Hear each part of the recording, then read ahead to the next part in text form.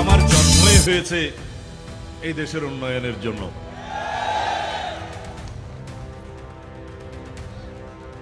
সুশাসন প্রতিষ্ঠার জন্য আমার জন্ম হয়েছে, এই দেশের উন্নয়ন এবং সুশাসন প্রতিষ্ঠার জন্য।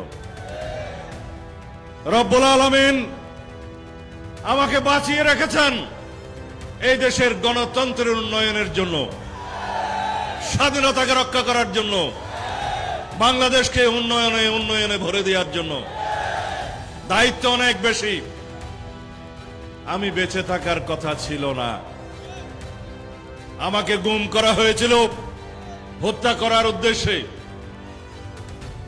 আপনারা মোনাজাত করেছেন রব্বুল আলামিনের দরবারে, রব্বুল আলামিন আপনাদের দোয়া শুনেছেন, মোনাজাত শুনেছেন। তিনি আমাকে জীবিত রেখেছেন, নতুন জীবন দান করেছেন। আমার এই জীবন, এই বর্ধিত হায়াত এই দেশের মানুষের সেবা করার জন্য, এই দেশের গণতন্ত্রকে একটি শক্তিশালী ভিত্তি দেওয়ার জন্য, এদেশের সাংবিধানিক সংস্কার করার জন্য। যেই স্বপ্ন নিয়ে আমাদের সন্তানরা রাজপথে রক্ত দিয়েছে, শহীদ হয়েছে, জনমানুষের প্রত্যাশা আকাঙ্ক্ষা বাস্তবায়নের জন্য।